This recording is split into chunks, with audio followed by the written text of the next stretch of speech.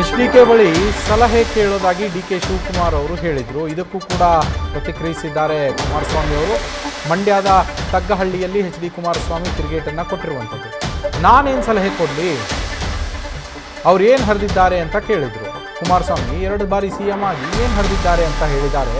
ಎಲ್ಲದಕ್ಕೂ ಸಾಕ್ಷಿ ಗುಡ್ಡೆ ಕೇಳ್ತಾರೆ ಅವರು. ಹೀಗಾಗಿ ನಾನೇನೂ ಹರಿದಿಲ್ಲ, ನನ್ನ ಹತ್ರ ಏನು ಸಲಹೆ ಕೇಳ್ತಾರೆ ಅಂಥೇಳಿ ಕುಮಾರಸ್ವಾಮಿ ಅವರು ತಿರುಗೇಟ್ ಕೊಟ್ಟಿದ್ದಾರೆ. ನಾನು CM ಆಗೋದಕ್ಕಿಂತ ಹೆಚ್ಚಾಗಿ ಜನನ ಉಳಿಸ್ಬೇಕಿದೆ ಇವತ್ತು ಅಂಥೇಳಿ ಮಂಡ್ಯದ ತಗ್ಗಹಳ್ಳಿಯಲ್ಲಿ HD ಕುಮಾರಸ್ವಾಮಿ ಹೇಳಿಕೆಯನ್ನು ಕೊಟ್ಟಿರುವಂಥದ್ದು.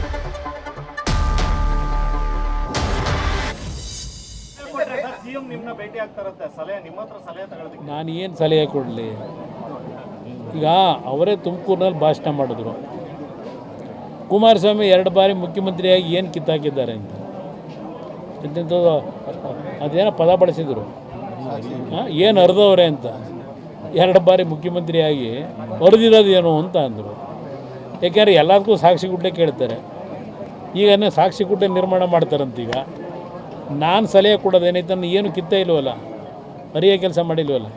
ನನ್ನ ಹತ್ರ ಬಂದು ಸಲಹೆ ಏನು ತಗೋತಾರೆ? ಫೋಟೋ ಬೇಕು, ಫೋಟೋ ಪತ್ರಿಕೆಯಲ್ಲಿ ಬರಬೇಕು.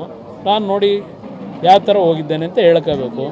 ಒಂದು ಗಾದೆ ಮಾತಿದೆ, ಹಿರಿಕರು ನಮ್ಮ ಪೂರ್ವಿಕರು ಒಂದು ಗಾದೆ ಮಾತಿಟ್ಟಿದ್ದಾರೆ, ಅತಿ ವಿನಯಂ ಧೂರ್ತ ಲಕ್ಷಣಂ ಅಂತ.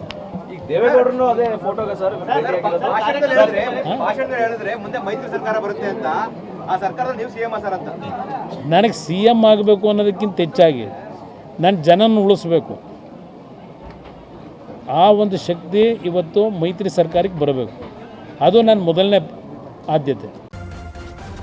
ನ್ಯೂಸ್ ಫಸ್ಟ್ ನಿರ್ಭೀತಿಯಿಂದ ನಿಮ್ಮ ಪರವಾಗಿ.